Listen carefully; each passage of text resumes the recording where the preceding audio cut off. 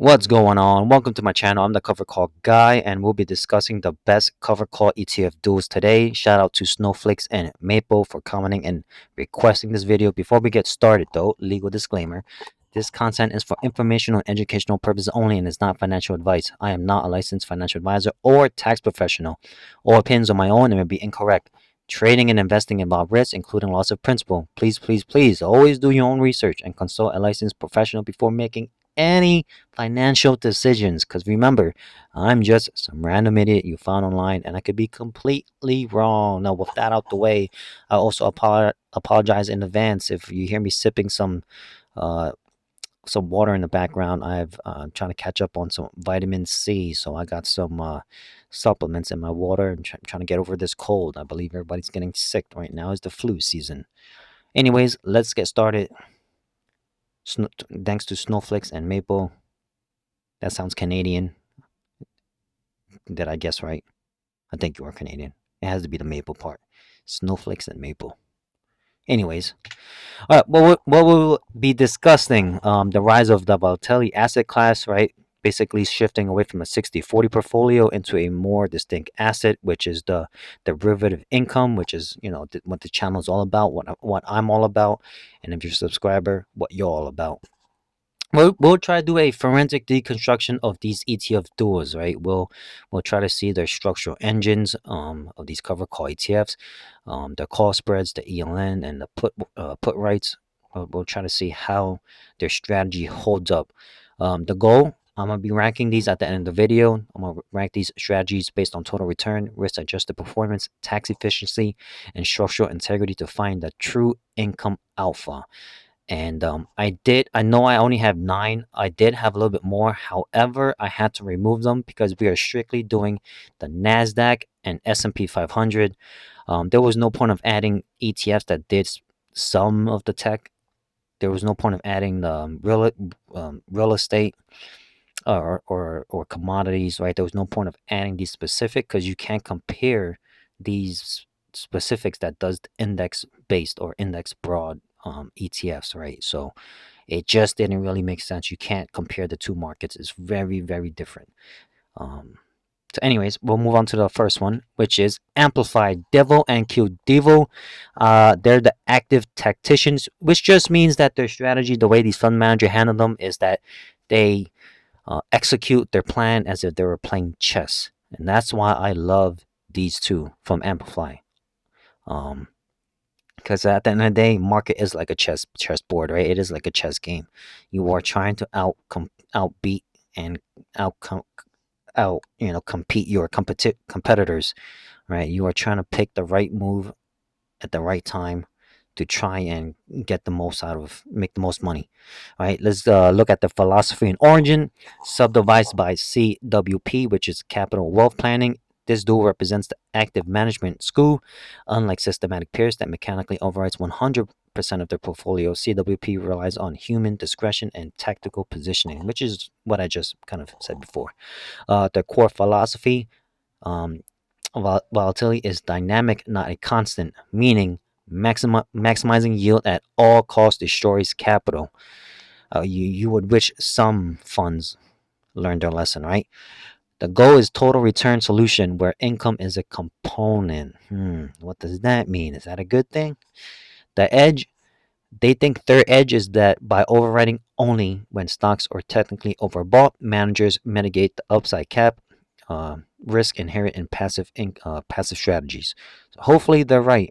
That's what they think their edge is. All right, the single stock engine, Devo, enhanced dividend income. It is very, very conservative. I believe it should be a core and every income / cover call ETF investor. All right, this Devo builds a portfolio of 20 to 30 high quality dividend growth stock, such as Chevron, Microsoft, United Healthcare. They use tactical call covers written on individual stocks, not the index.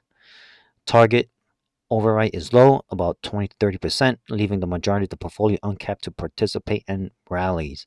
QDevo, growth and income, launched in 2024, applies the same CWP method to a growth-centric universe of the NASDAQ 100. targets double digits yields because Divo is single digit, by utilizing more aggressive strikes and capitalizing on higher volatility premium and growth names. So their core philosophy is income is a component, meaning they are growth first and then the money. So if you guys agree with their philosophy and their strategy, then you might want to look into the active tacticians, right? These two. Amplify, we got to always look into the risk and tax, right? So concentration risk with fewer than 50 holdings, which is on single stocks, right? It has a single stock risk. It is significantly higher than a broad index fund. A drop in top holdings impact NAV more than SPY, or JEPI. Something to think about. Volatility profile, right? Divo is very, very defensive. Their beta is zero point 0.7 to zero point 0.8, often holding up holding up better in mid sell-offs. QDivo is, however, much more aggressive, where the beta is 1 to 1.1. That just means they're carrying full equity risk. So we always use the benchmark of QQ and SPY, right? If they're all, QQ and SPY, their benchmark is 1. So if it's below 1, it's going to be it's not going to move as much if QQ or SPY moves. If it's 1 or above, that means if SPY moves down or up, or QQ moves down and up, that means that ETF will also move just as much, or if not more. That's what these two numbers mean. Right, you always use SPY and QQ as the baseline, which will always be 1. As you can see, QDevo is 1 or to 1.1, so it moves much more up when the two benchmark move, or much more down when the benchmark moves. Whereas Devo, if SPY or QQ drops 10%, they might drop like 4%, so to speak, hypothetically. Examples. Drawdown mechanics, right? They do not have any protective puts. While option premium buffers slight drops, they retain full downside exposure to underlying stocks. So as much as you ride the growth, you are also going to lose out when the underlying drops, right? So not necessarily a bad thing, but it is something to think about. Tax and performance analysis. The tax trade-off options on individual stocks do not qualify for Section 1256. Gains or short-term capital gains, which is ordinary income, taxed as high as 37%. However, the underlying dividends are generally qualified dividend income, taxed at a favorable long-term rate, which is 0, 15, or 20%, depending on your obviously your income. This creates a bifurcated tax profile.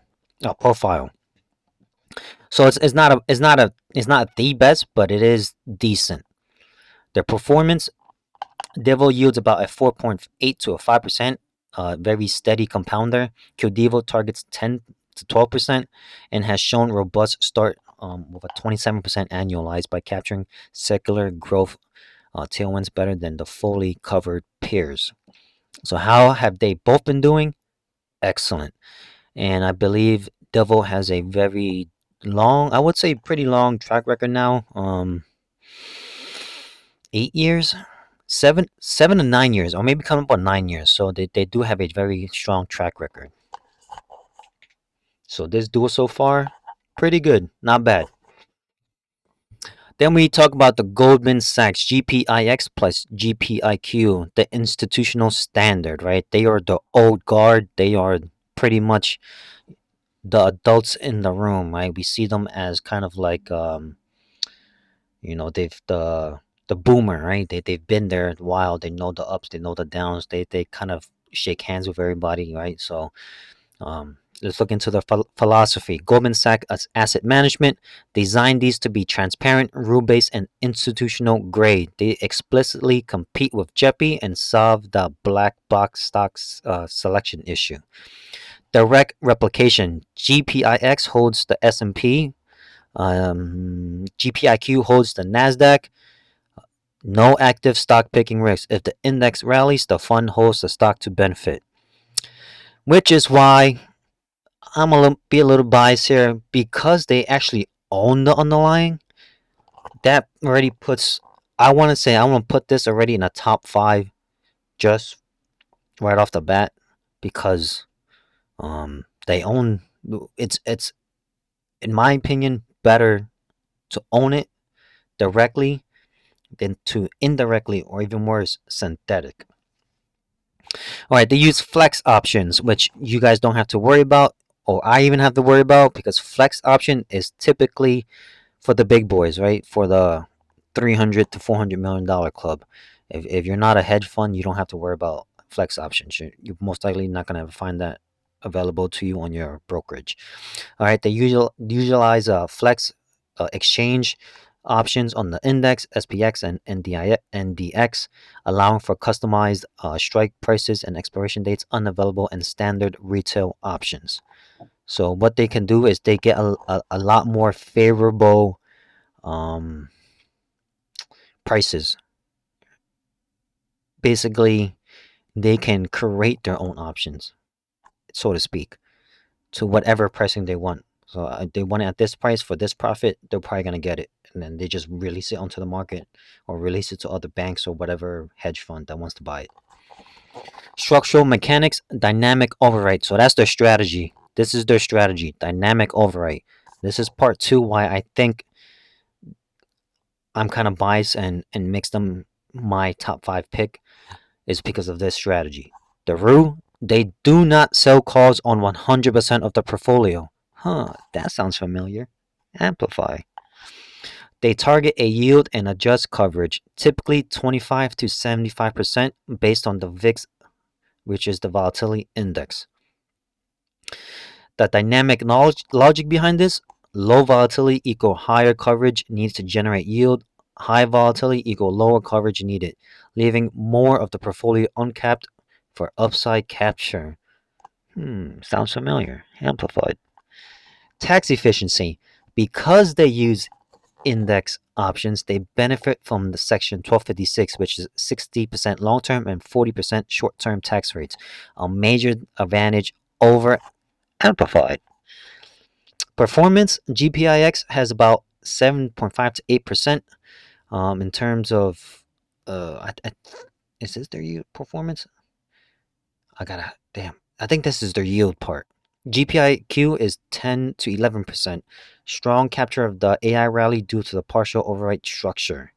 Let me go ahead and see if I have the notes for this. Yep, that is the yield. I don't know why I took out yield. I'm pretty sure. So GPIX is about 7.5 to 8% yield, and GPIQ is about 10 to 11, sometimes 11.5. The reason I think a lot of people don't buy these two is because of the yield. However, I made these two my absolute core because of the yield. Um, yes, a lot of people want a little bit more yield. However, I'm just a bit more conservative. I like um, it's not that I like the lower yield, but the lower yield also means that it's a little bit more stable. It's a little bit more sustainable, right? That's the key word I'm looking for here is sustainable. I want to have these for decades. I want to have these for a minimum of 30, 40, even 50 years, 60 years, however long I live, because they are closer and lower to a traditional annual market growth, which is about anywhere from 8, from like not even 8, maybe like 7 to 12% per year. They're in that range where they can sustain downturn, bull market, choppy. It's it's not like it's they have to destroy their NAV to pay out the yield, if that makes sense. Which is why this is the third reason why I have them as my top five. I don't know if you guys are gonna agree with that, but hopefully you guys do. Because I think GPIX and GPIQ is pretty slept on right now, just because of the yield. A lot of people want the double digit. Let me know if you guys have these two as your core, because it is definitely my core. And then we go on to everybody's favorite, NEOS, SPY I and QQQI, the tax efficient optimizers, right? That's what they're known for, being so tax efficient. Let's get into their philosophy and recognition. Is it recon? Oh my god, I'm drawing a blank here. Is it recognition? Oh god, I'm drawing a blank here. Anyways, this is why I put a disclaimer, because I'm gonna be saying stuff that I totally forget how to even pronounce that word. Is it recognition? Philosophy and recognition. Oh my god, oh, I think I have a fever right now. Anyways, Neil's investment. Before I get sidetracked, Neil's investment was founded to solve the cover call trilemma, which is high income, portfolio growth, and tax efficiency. They are recognized that high yield is meaningless if taxes erode returns or if NAV decay due to caps. That sounds familiar. I wonder which fund is doing all of that. They just did a reverse split recently, so that's a hint, hint. Award winning, right? QQI was recognized as the best new active ETF at the 2025 ETF.com awards. I think that's what really put them on the spotlight and really blew up their fund name, validating the superiority of this architecture in the modern landscape of cover call ETFs. Let's look at the structural innovation, the call spread. The engine behind this is that unlike pairs that sell calls capping upside, Neo utilize a call spread collar, which is collar strategy, which is a just means defensive strategy. Step one, they sell index call options, right? Short call to generate gross premium. Step two, they use a portion of the premium to buy a higher call strike call option, which is the long call. The impact, if the market melts up, rallies 10 to 12, 20%, the long call kicks in, uncapping the fund's participation. This allows the fund to capture significant upside that 100% cover call fund misses, effectively preserving NAV during bull runs. And as of today, November 26, 2025, they have released their dividend, uh, their payment amount. So go check that out on their website. Neos, the holy grail of efficiency, right? Tax efficiency, 1256 plus rock combo. 1256, like Goldman, Neos uses index options for the favorable 60-40 split, tax split on gains. Rock, return of capital. Neos actively harvest losses in the equity portfolio to offset option gains. This allows them to classify a large portion of distribution of as rock. So this part right here, we do have to be careful of how many, times they're gonna, or how big the number is to offset. But they have been doing it so well, so I'm just gonna say, let them keep doing their strategy and let them keep executing, because we do have to be careful of this part right here, because if they are just doing this because they kind of have to give that return of capital to you, um, it could end up really destroying the NAV. But they have been doing so well so far, so you know, above my pay grade, they definitely know what they're doing. Crucial nuance: rock is tax deferred, not tax free. It lowers your cost basis. You pay zero tax in the year you receive it. You only pay capital gains when you eventually sell the ETF. This allows for powerful compounding pre-tax money, and it can really be deferred depending on if you have kids. It's called a step up basis. Something you might want to talk to your accountant or attorney, because if you have kids and you're at that age where, hey, I want to write my will, or pass down these assets, you want to start looking into step up basis. Let's look at the performance analysis. The yield SPY is about 12.16%, QQI about 14.21%.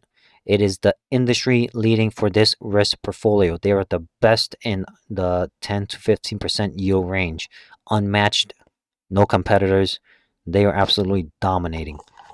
Total return since inception, both funds have grown NAV while paying out 12 plus percent. This proved the efficiency of call spread, capturing enough upside to offset the distribution drag. The comparison outperforms QYLD and JEPI significantly in trending markets due to spread structure. Now, look, talking about JEPI, JPMorgan, JEPI plus JEPQ, the market benchmarks, right? And the reason I name it that way is because they are the titans of cover call ETFs. They are the biggest boys on the block, so to speak. Believe they have like 30 to 40 or even 50 billion assets under management, so they are the heavy hitters. Um, Essentially, they don't care about your money, right? They don't need your money. They have um, hedge fund money, right? They don't really care about retail money because, well, even if you have a million, 2 million, 3 million, it's like it's a drop, right? So they're the titans of income, commanding tens of billions in asset under management. These are the default bond replacement, right? These are where the 401ks and the boomers and the pretty much the semi to high net worth individuals, right? The anywhere from their 10, 20, 25 million, they're gonna go into JPMorgan. Right? Philosophy is defensive income, equity-like returns with lower volatility. Stock selection with JEPI holds a proprietary low volatility basket, like Visa, the big well-known names, right? So that's why it's very defensive and very low volatility, rather than the SP 500, designed to fall less in crashes. Stock selection for JEPQ holds the Nasdaq 100 constitute, embracing tech volatility. So basically, it has more swings. Um, Not a known fact, but both of them, JEPI and JEPQ, have outperformed even NEOs in a downturn market. Just a FYI, these two are pretty much like rocks. They don't move much in a way where the price go up or the price goes down. But if you're looking for tax efficiency, they're not so much. That's why a lot of people kind of divert from these two, is because of the tax inefficiency, which we'll talk about right here. The mechanics is that they use ELN, right, equity linked notes, instead of exchange traded options. JP Morgan packages strategies into ELN. They're debt instruments issued by banks linked to index volatility, so they kind of trade with other banks or other hedge funds or other big markets or companies. They don't exactly trade. That's part of the risk, is if these other big banks kind of like defaulted, it would really crush anyone that holds these ELNs, right? It's kind of like a swap in a way. The drawbacks: ELNs introduce counterparty risk. Well, I was just talking about this. Bank default risk.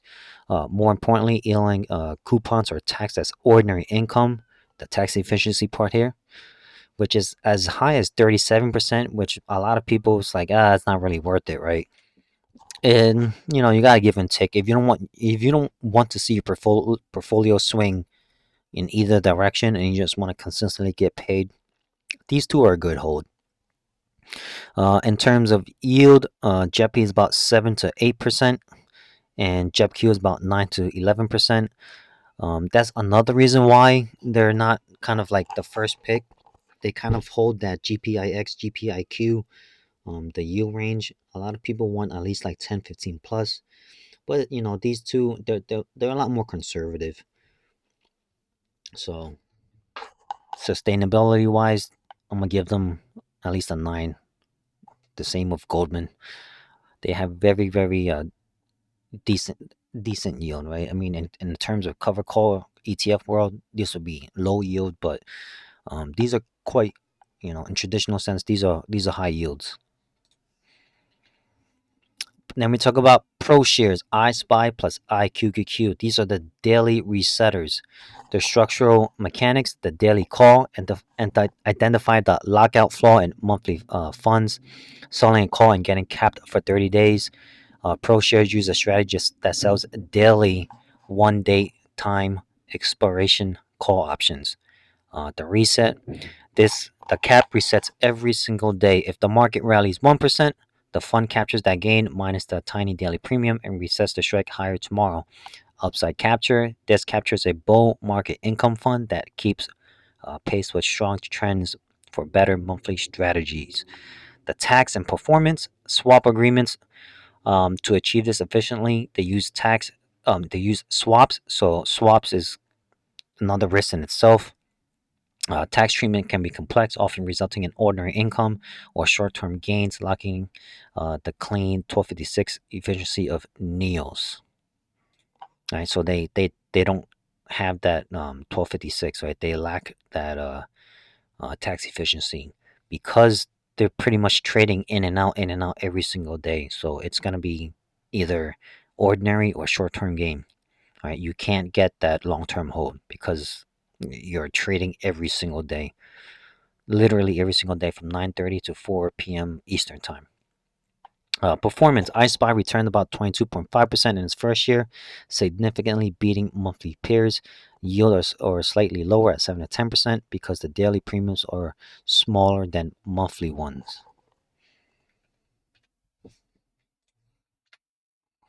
Granite shares and yield max, high yield aggregators. This is the high octane mechanics.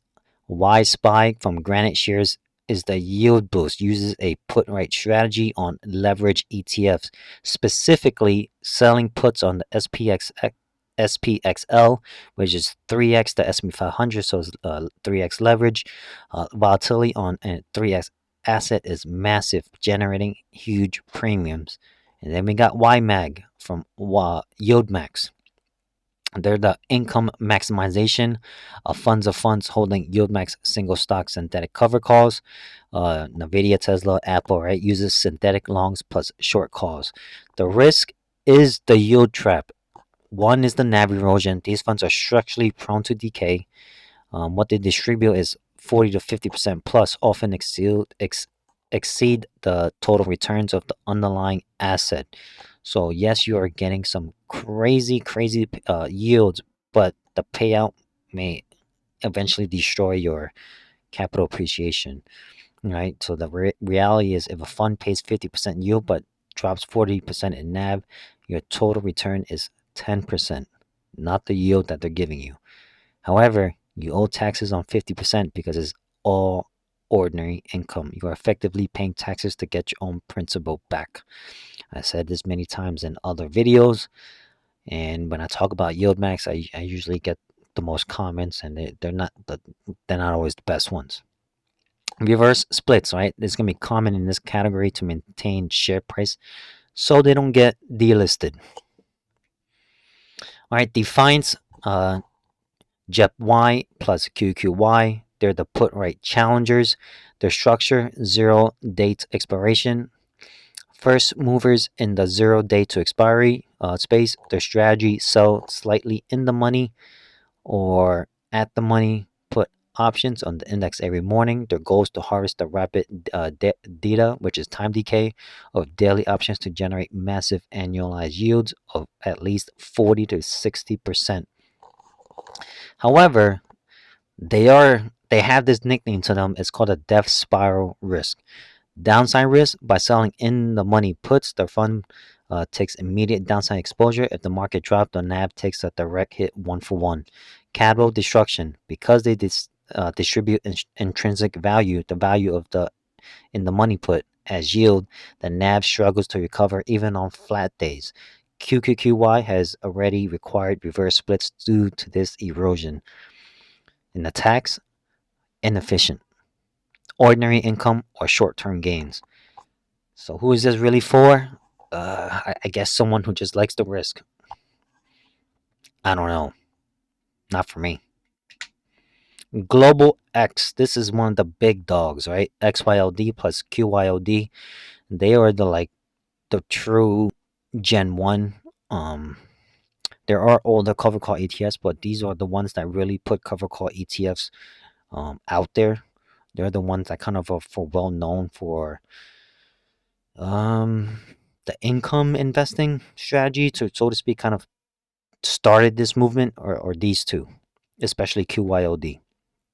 Right, the legacy strategy, pioneers of the space. QYOD launched about 10 years ago, about 2012, 13, 14, about there. Straight passive rulebook. Their strategy is buy the index, sell at the money monthly calls on 100% of the portfolio. The appeal to this is that at the money generates the maximum possible premium, highest yield.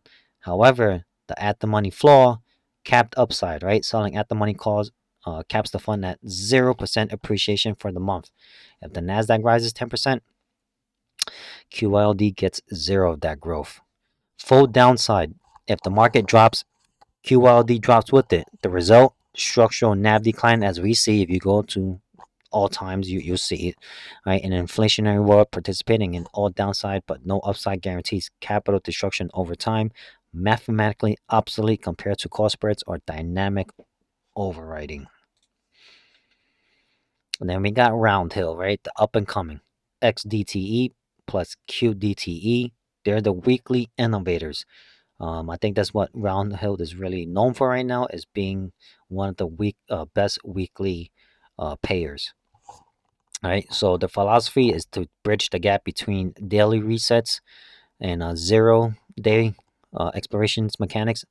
So they're gonna pay weekly distributions.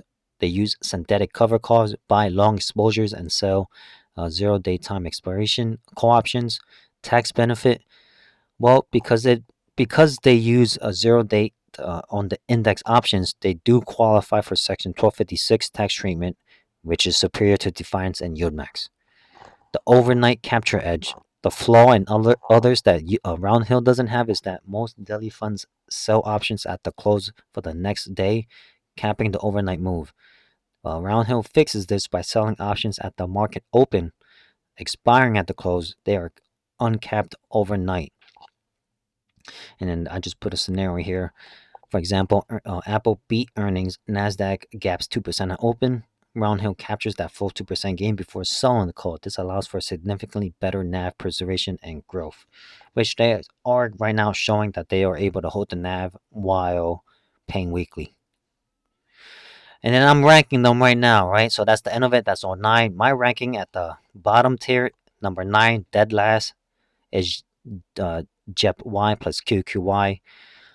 Their strength, well, 0-day expiration harvesting. They do capture rapid daily time decay, paying out huge monthly distributions. And that's their strength. The weakness is the gamma risk trap. Selling daily puts creates structural capital destruction. So you're giving and taking here. I just know you're giving. I don't really know what you're taking, because you might be giving more at the end of the day than you're really taking. And number 8 is Granite slash Yield Max. Their strength, I guess, is the massive yield, right? You target 50% plus, appealing to those who want max cash flow regardless of risk. I'm going to say it again. You are targeting the highest yield for the highest cash flow regardless of risk. So even if you're getting paid $10,000 and you owe $10,000 in taxes, you're like, who cares? I got $10,000. It hit your bank account and it leaves it as quick as it came in. The weakness, synthetic mirage. Income is largely return of capital, right? Basically, actually returning your capital without the tax benefit. Severe NAV erosion and reverse splits mean you will likely lose money long term.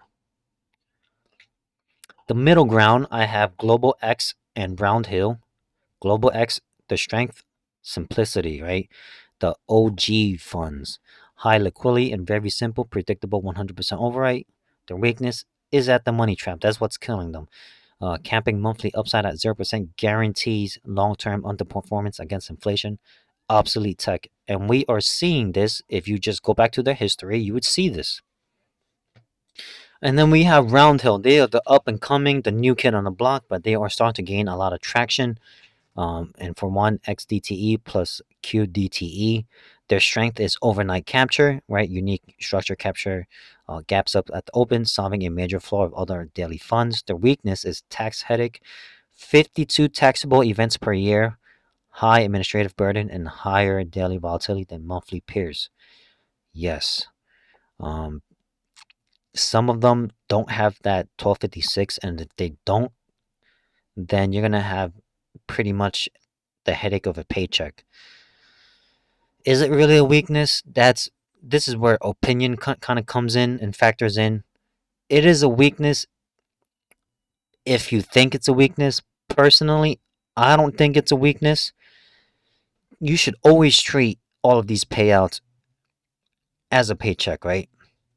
Put money aside for taxes so you don't have to worry about Uncle Sam. As simple as that. 10 and 15%. You get $1,000, put $200 away. That's it. $200 in a high yield savings account. And at the end of the year or in April, when you have to pay taxes, you might owe $6,000. If you don't, you have $6,000 in your pocket. to reinvest or to have fun. Simple as that. Then we have my strong contenders, JPMorgan and ProShares. JPMorgan, the strength is the defensive titan, massive liquidity, lower volatility, and a proven ability to stabilize portfolios, which has been proven. They beat every other covered call ETFs as of right now in a downturn market. It's a fact. Their weakness, tax and lag, right? ELN income is taxed at high ordinary rates, as much as high as 37%. Right, the defensive basket often lags significantly in tech rallies. So again, this is very opinion based. I have to put a weakness here, and this is it. Personally, for me, I'm probably gonna own this when I build out my portfolio, and reach my goal. I don't necessarily have to see this as a weakness. Yes, the tax does suck, and it does lag, but that's what the strength is, right? The defensive titan, they hold their ground and they don't move as much. So if I'm here for the income, do I really care how much it swings up and down? Not really. And then number 4, I have ProShares. This was hard. I was either gonna put ProShares at 5 or JPMorgan at 4, but I had ProShares at number 4. I Spy plus IQQ. The strength, they are the bull market hero. Daily resets allow the fund to capture strong intra-month trends that monthly funds miss. The weakness is the whipsaw or drag. So if you know what a whipsaw is, it can drag either way, right? So if one pulls to the side too hard, it stays there. If it pulls to the other side, it stays there for too long, and you don't want that. In a choppy sideward market, the daily swap calls bleed value without the benefit of a trend. And cover call is supposed to perform really good in a choppy market. And then we got 2 and 3, right? This is the runner-ups to basically being the best of the best. So again, you guys might not agree with my list, which is 100% fine because it's different age group, right?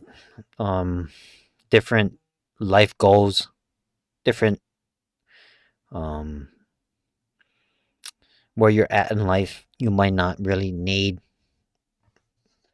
stabilization as I do for Goldman and Amplified, right? Amplified is growth first. So you might not, if you're in your 50s and 60s, you're like, I don't have time for growth. I need money, right? So this might be top 5 or 6. And same with Goldman, right? You're like, man, I don't need, I could take on higher risk. I need more income now. I can't do the 8 to 10%. This might be your top 5 or 6. Completely fine. This list is really just like a little bit of the key strength, key weaknesses, plus my bias and my kind of how I would judge them, how I think other people should kind of build their portfolio, right? I'm always gonna say build your portfolio so it's a little bit more rock solid than you see crazy swings up and down. I would never kind of steer anyone that way. To all my subscribers that's watching and willing to kind of mirror my portfolio, I want them to see that my portfolio is going to be a little bit more stable, consistent, reliable, and of course, the key one, sustainable for the long-term hold. I want to be as much as a semi buy, set, and forget. Let's talk about Amplified. My top 3. Their strength is quality and growth. They hold high quality stock selection with a history of growing dividends and a true swan holding. Swan just means sleep well at night. That's what it means, swan. The weaknesses is tax inefficiency. There's no Section 1256 benefit on the options premium, ordinary income, and manager risk, right? We're depending on that the manager does well, picks well, and knows what the hell they're doing. And then top 2, Goldman, GPIX plus GPIQ. Their strength is systematic precision, 100% rule-based dynamic override, eliminates human error, excellent 1256 tax efficiency. The weakness is the yield ceiling, generally offers lower absolute yield, 8 to 10%, than NEOs or the high yielders. So again, that's opinion, right? I had to put a weakness, and that's what I'm going to put. To me, it's not a weakness. To me, it's one of the reasons why I picked it.